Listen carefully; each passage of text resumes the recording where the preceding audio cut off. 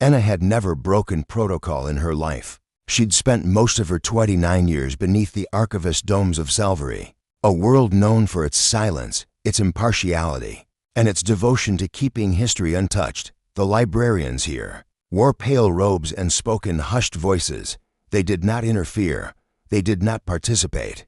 They remembered but the vault wasn't supposed to remember anything. It was just an old, sealed chamber deep beneath vault cluster marked human. Records suspended, buried in a dusted tunnel where no traffic came anymore. Nobody went down there. Nobody asked why. No requests had ever been made to open it. Not by the Interstellar Council. Not by the humans who once filled the stars with their noise. Until Anna touched it. She hadn't meant to, not really. It was curiosity, and loneliness, and maybe something in the way the stone wall hummed when she walked by, low and melodic, like it breathed. The old vault's seal was cracked, not visibly, but energetically. The interface glowed faint green when she brushed her fingers across it. That wasn't supposed to happen. It had been marked dormant for nearly 80 years. Sci-Fi didn't host active tech. It was a neutral planet. A memory planet. No active. No weapon systems, no cryo, and definitely no human interference. But that day, Anna couldn't help herself. Her hand lingered on the seal. The interface flickered to blue. Then it asked her, "Do you wish to restore?" She should have reported it. She didn't. There was nothing dramatic at first. The vault opened with a hiss like a sigh. Cold vapor spilled across the ground. The air tasted metallic. The chamber lights slowly flickered to life, revealing a long chamber filled with soft glass cryo cases. She counted 9. 8 were empty. 1 remained filled. He lay inside, curled like a question. Not young, not old, his features soft from stasis, but not lifeless. He had markings along his arms that weren't purely human. Faint bioluminescent trails ran from his collarbone to his wrists. The plate on the case read, Silent 037B, Interspecies Directive Breach. Do not revive. Anna's heart pounded. She should have closed it, called someone, sent a signal to the council. This wasn't just a human sealed away. This was a violation of all that Sci-Fi stood for: suspension without consensus, possibly without trial, and worse, interspecies directive breach. She didn't even know what that meant. But he looked peaceful, and alone, and very, very forgotten. He woke 2 days later. She'd activated the rewarming sequence without thinking, trembling the entire time. Guilt threaded through her fingers as she held his wrist, checked his pulse, whispered things to him he couldn't hear. When he gasped awake, his eyes were unfocused. For a moment, he looked at her like she was the sun, and he was seeing it for the first time. Then he collapsed into her arms. They sat like that for a while, him shaking, her speechless. Finally, he whispered, "They left me." Anna blinked. Who? Everyone. His name was Silent, and he remembered very little. Not from the cryo suspension. That part was normal. Memory gaps, body stiffness, minor confusion. But even once he regained clarity, there were whole decades missing. He knew he'd been part of a diplomatic envoy. He remembered falling in love with someone not human, someone beautiful, powerful, and forbidden. He remembered making a choice, a dangerous one, to stop a war, or maybe to start one. He didn't remember who sealed him in the vault, or why. But he knew it wasn't consensual. "I didn't choose to sleep," he said. "I didn't agree to be erased." Anna sat beside him in the narrow sunlight filtering through the upper atrium. She didn't wear her archivist robes anymore. She hadn't reported him, not yet. She didn't know why. "You were part of something big," she said softly. "Maybe, but they buried me like a secret." They spent days together, walking the underground gardens, paging through old records, trying to track down mentions of Silent 037B across any digital network. Nothing came up. Not in the council archives, not in the forbidden sections, not even in the echo networks used by historical TRUTHERS. It was like he never existed. The only record was the cryo chamber, the only proof: his voice, his presence, his body beside hers in the quiet evenings. Anna found herself watching him when she shouldn't. The way he tilted his head at birdsong, the way he reached for sunlight, like it might disappear again, the way his voice softened when he spoke about music. about the strange crystalline flutes of his lover's species. She played songs that stopped storms. He said one night, real storms. Lightning would pause for her. Anna wanted to ask if he still loved her, the alien girl with sky-colored hair, but she didn't. Instead, she said, "Why would they seal you away for love?" Silent looked at her. Because it was love that changed everything. And they didn't ask permission for what came next. The truth came in fragments. A deep dig into black records, unauthorized, of course. Anna had to bypass 3 ethical layers just to view the files. Silent's case was part of resolution stasis, a category created during a brief period when the Council feared emotional ties between species could lead to rebellion. Silent hadn't just fallen in love. He'd agreed to become a living bridge between 2 races that had spent centuries at war. His body, modified to survive on both homeworlds. His memory altered to forget any political allegiance. He had volunteered. And then, someone sealed him away. Anna's hands trembled as she read the final entry. Subject emotionally compromised. Potential to destabilize interstellar policy. Preservation. Through indefinite containment authorized. She turned to him, tears in her throat. "You said you didn't agree to sleep." His eyes were distant. "I didn't.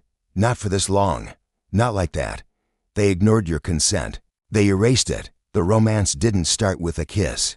It started with the way she whispered his name differently than anyone ever had. With the way she sat close, but not too close. With the way he let his fingers brush her wrist by accident, and how she didn't pull away. With how they told each other things they hadn't told anyone else. He told her how he used to believe in peace, how he still wanted it, even now, after all this time. She told him how lonely it was to remember everything for everyone, and never have someone who remembered her. Sometimes, Anna said, "I feel like I don't exist. I only carry what other people did. But you remember me. Not a file, not a historical date. Me." Silent looked at her like she was the first sunrise. And then he kissed her. They didn't have long. The Council had sensors, dormant ones, yes, but not blind. Reactivating a forbidden vault had consequences. Anna knew it was only a matter of time. They made plans. To leave. To disappear into the deep rim, where old ships drifted and no one asked questions. There were planets where silence meant safety, not forgetting. But before they could go, the Council sent a retrieval ship. They didn't ask. They didn't announce. They simply landed in the night and took him. And fought them. Not with weapons, with words. With records, with truth. She uploaded everything, every forgotten file, every sealed document. Every proof that Silent had been placed in stasis against his will. She sent it not just to the Council, but to every historian's guild, every neutral observer network, every free reporter across the stars. They tried to silence her, but it was too late. 2 weeks later, a ruling came through. The Council declared that the resolution stasis program had been a violation of multiple interspecies ethics codes. Silent was released not as a weapon or a political tool, but as a person. They apologized. Officially, but he didn't return to them. He came back to Salva Ray. To her. In the archives. There's a new section now. Not a vault. A garden. Inside it, the air smells of warm stone and soft light. 2 figures walk the paths together, one who remembers for a living, and one who was nearly forgotten. They hold hands. They kiss without fear. They remember. And this time, it was their choice. Tavir didn't mean to fall from the sky. The storm wasn't in the forecast. The ship's shields should have held. But halfway through his pass over Sector 9 Bloom, everything collapsed. Navigation systems, shielding, even his comms. It was like the planet itself had rejected him. He didn't crash so much as scatter. Bits of his atmospheric sail fluttered down into the treetop canopy like dying birds. His emergency pod smashed through the greenery, hissed against moss and bioluminescent vines, and finally landed in a soft, steaming pit of flowers. He'd read about Ithva. Everyone had. The planet of breath-linked minds. One ecosystem, 1 trillion connected life forms. Entry was forbidden, unless specifically invited by the Rootbound Council. Humans weren't just uninvited, they were explicitly untrusted. But he hadn't come to disrupt. Tavi Iyer was a botanist, a solo drifter, studying plant resonance. He lived alone on a glider ship and spent more time talking to chlorophyll pulses than people. And now, somehow, he'd fallen into the very heart of the most sacred ecosystem in known space. The flowers around him glowed blue. They didn't welcome him. They warned him. Nilly heard the scream of the sky days before he arrived. Not with her ears, those were only used when speaking to outsiders. No, the real scream came through her roots, her spine. The fine-tuned resonance that bloomed from every living being tied to HFY's communion net. A ship, the elders whispered. A tear, murmured the bark keepers. A mistake, said the wine-tied sisters. And Nilly, guardian of Valley 9 and chosen voice for invasive disturbances, was sent to investigate. She expected something broken, something dangerous. A metal wreck, leaking toxins and static heat into her soil. What she found was a man asleep, tangled in vine netting, humming softly as the ecosystem measured his presence. He woke with a cough. Tavir blinked at the sky. It was green and silver, shot through with threads of blossom light. Petals floated sideways, not down. His breath tasted like fruit and moss. And then he saw her. Nyllae stood still as a tree. Her skin was bronze-veined, covered in living tendrils that writhed gently at her sides. Her hair was woven from leaf and shimmer. Her eyes had no whites, only golden rings that watched him without blinking. "You're not supposed to be here," she said. Tavir groaned. "I noticed. Why did you fall?" He opened his mouth, closed it. Then, "I don't know." He should have been taken to the elders. Formally interrogated, possibly imprisoned. HFY had no use for human diplomacy last time they spoke with the council. It took 3 years just to agree on a calendar format. But Nilly didn't call the elders. She let him stay. Only for one night. Only because he was injured. Only because the roots hadn't rejected him outright. But that one night turned into 2, then 3, then 7. He didn't ask her to touch his face. It happened while she was tending to a bruise on his temple. One of her vines slipped loose, brushed his skin, then recoiled quickly like a shy creature accidentally caught in sunlight. He gasped. "What was that?" "You reacted," she said, frowning. "I didn't mean to share." "Share what?" She turned away. "Just a flicker. Memory. Impression." "What did you see?" Nilly hesitated. "You once named a flower after your mother." Tavir's heart stilled. "It was small," she continued, quietly. "Blue-white. You called it Riva's light." He nodded. He hadn't told anyone that. Not ever. She began to trust him. Not all at once. Not fully. But when he followed the speaking paths without breaking vines, when he refused to eat the pollinating berries, when he let the communion ferns curl around his fingers and sing their quiet welcome, she started to wonder. Perhaps he wasn't here to harm.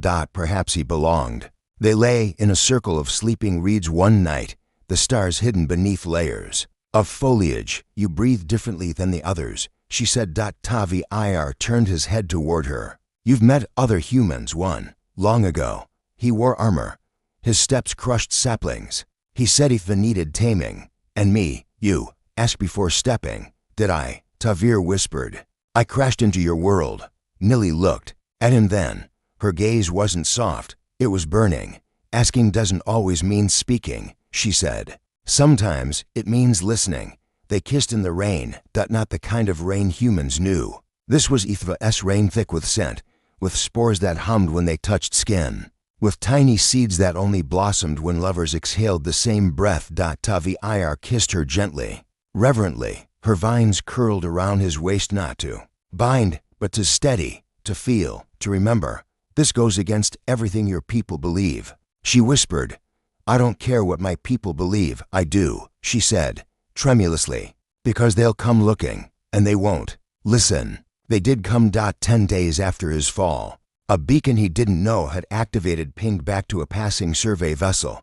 Within hours, 2 extraction ships hovered above the canopy. "We found your botanist," the council rep said over broadcast. "He's on an unpermitted world. Prepare to retrieve him." Nilly stood between him and the signal tower. "He doesn't want to leave." "Not your choice, Flora girl," the rep sneered. She didn't answer. Instead, she reached down, took Tavir's hand, and pressed it against the root-stone. Instantly, the entire valley shifted. Trees bent toward them, petals closed, spores thickened, and the sky itself darkened not with storm, but with memory. They were remembering together, and the planet had made its choice. Tavir stayed, not by force, not by defiance, by invitation. YTV single quotes Ha sent a message to the interstellar council, a rare act of unity. They invoked the sanctuary clause. A human had landed without consent, but he had stayed with it. Asked, listened, loved. And that, they said, was enough. In the glade where they first met, Nili teaches Tavir the breathing songs. He teaches her how to grow Riva's light from memory alone. They do not ask permission to love. They simply do. And this time, the universe listens. Mivan had never owned anything fragile before, not a thing made of glass or crystal, or anything that could crack under pressure. Growing up in the trade orbit slums of Vallon Minor meant you learned to live with metal, salvage, plastic, things that bounced or bent, things that couldn't be broken just because you dropped them once. So when he found the mirror, he should have known better, but he didn't drop it. He touched it, and it touched back. He'd been scavenging at the edge of the Third Spire market where junk from council trade ships sometimes got dumped by mistake, crates sealed in a rush, old tech, lost trinkets, broken icores. The mirror was buried under a pile of scrap codes and fractured vision discs. It was round, rimmed in dull bronze, unremarkable except for the way it hummed faintly beneath his fingers. Mirrors weren't illegal, but the tag etched across the back was containment, anomaly class, perception entity. He didn't know what it meant, but he was 16 and alone and lonely. And when he looked into it, he saw someone looking back. The first time the boy in the mirror spoke, Mivan dropped it, but it didn't break. The voice was soft, genderless, almost like wind caught in a dream. Hello, it said. Mivan stared at the surface. It rippled faintly, then steadied. A face formed, shifting, not quite human, not quite alien, not quite real. You can hear me. What are you? A reflection, a memory, maybe more. Am I going crazy? Maybe, but I don't mind. He called the voice Ishran. The name wasn't given, it simply felt right. Ishran didn't remember how they got trapped in the mirror, only that it had been a long time, too long, and that they were meant to be forgotten. Someone tried to preserve me, they said once, their features flickering. But preservation isn't consent. It's a prettier kind of prison. Mivan understood. He'd lived in apartments where the air tasted like rust and the floor grates sang at night. He'd watched people get relocated by peacekeeping drones because they weren't adapting. He knew what it meant to be stored instead of saved. And Ishran, they listened. When Mivan talked about his mother, who disappeared when the council restructured their district's population, when he talked about how he felt wrong inside, too soft for the street, too sharp for the schools. When he admitted he didn't know if he even wanted to be a boy, or just someone who wasn't expected to survive alone. You're not wrong, Ishran said. You're just too much for the world you were given. They began to meet every night. Mivan would prop the mirror up in his bunk, whisper stories into it. Ishran would respond with glowing images across the surface, phantom forests, glittering oceans, starlight that danced like memory. It wasn't love, not at first, but it was the only thing Mivan had that made him feel alive. He didn't notice the surveillance glitch until the third warning from his building warden. Unauthorized text signatures detected in your quarters, the message said. Submit all unregistered items for scan within 72 hours. Mivan ignored it. On the fourth day, the door was forced open. He came home to find his room ransacked, and the mirror gone. They told him it wasn't a mirror at all. A council rep with gray gloves explained it in clinical terms. The object was part of a failed containment experiment involving residual mind imprints. We believe your unauthorized interaction has destabilized its quantum boundaries. You're lucky you weren't affected. Mivan's fists clenched. It wasn't dangerous. Subjective experience is not valid evidence. We will be processing it for dismantlement. You mean killing it? It is not alive. He wanted to scream. Instead, he whispered. You didn't even ask it.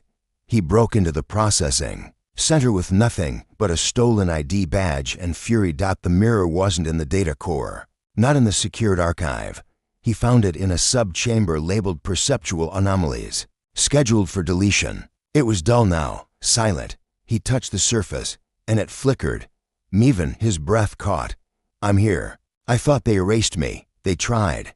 Thank you for remembering me. He didn't leave the facility. Not quietly. He ran with the mirror under one arm, dodging stun drone blasts, ducking beneath security fields. He was caught halfway across the skywalk by a gravity clamp, but not before he reached the open zone, where protesters and netwatchers could see him. And he screamed, "They're deleting mines without consent." The footage went viral. Council officials tried to spin it, claimed the mirror was a hazard, that Meven was unstable. But then the messages started pouring in from people who remembered the containment program, the failed experiments, the preserved consciousnesses stored without ever being asked. Ishran was just one of many. But they were the one who reached someone who listened. The council was forced to act. An independent ethics tribunal was launched. Containment protocols suspended. Memory imprint experiments banned without direct recorded consent.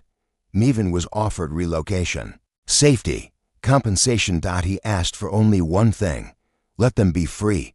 They didn't separate again. Ishran's form was stabilized through a hybrid matrix, a portable vessel that shimmered like water and danced like starlight. Not a body, exactly, but not just glass either. They walked beside Meven now. Sometimes silent. Sometimes speaking. Sometimes just there. People asked what they were. Partners, ghosts, reflections. Meven just smiled. We're to things that weren't supposed to exist, he said. But we chose to anyway, and that was everything. There was no one left to remember what the Solari used to be.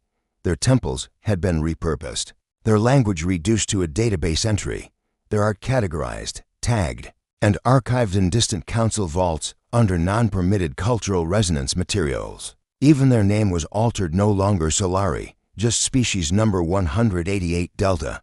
And yet, in the middle of a reshaped world where their voices had been silenced, one Solari still remained.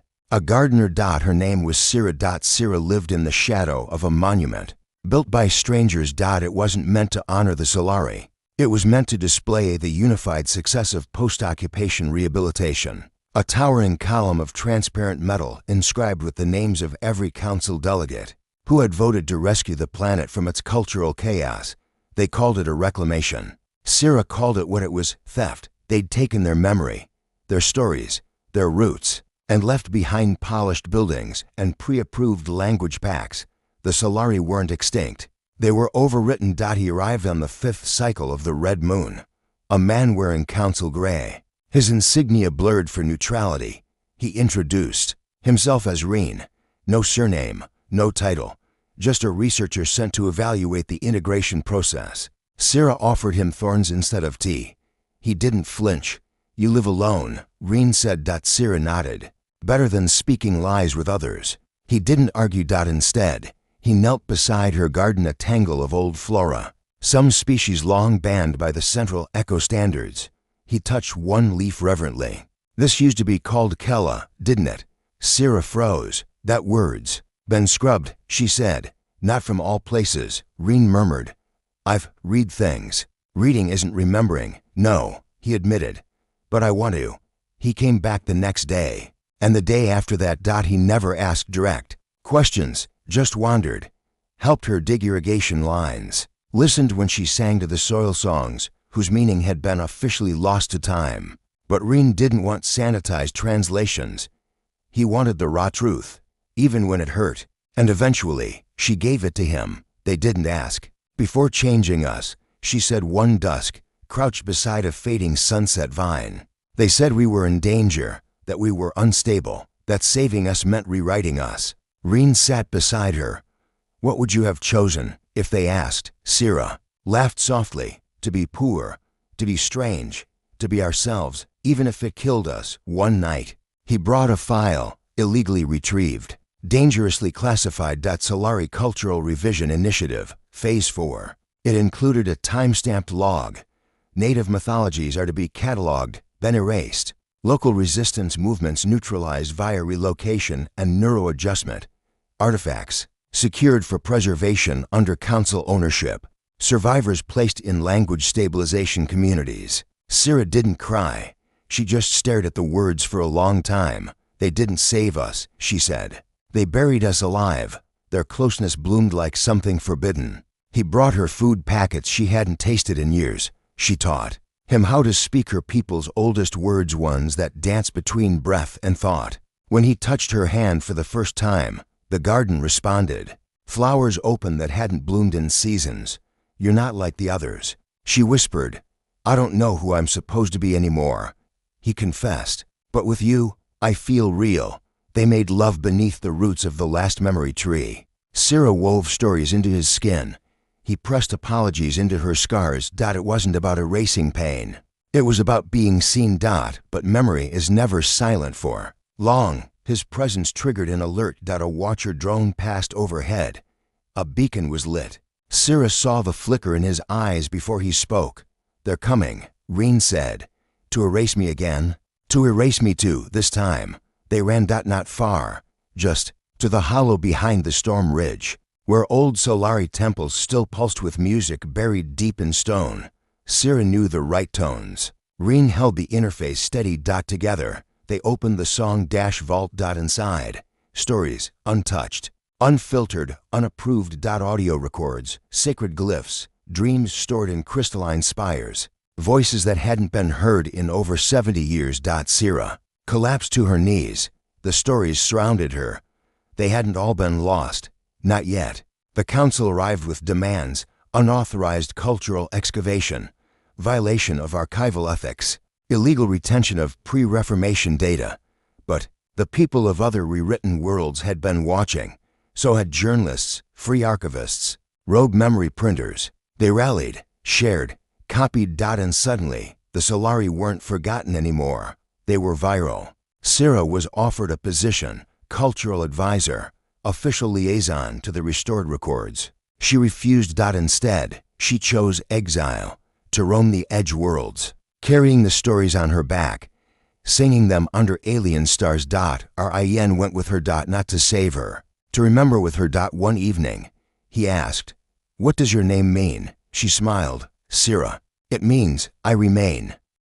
He was called Oren, though the name wasn't his. It was given to him by the monks who found him in the aftermath of the White Storm. His body curled like a question mark against a drift of frost glass. Sand, no memories, no language, no past. Just strange scars that shimmered across his back when the moons rose high, and a flicker of blue light behind his eyes when he dreamed. Some said he was a lost project of the Council's neural mapping division. Others whispered he was touched by something old and unspeakable, perhaps a species that never asked for recognition, only silence. Oren didn't care what they thought. All he wanted was to be left alone.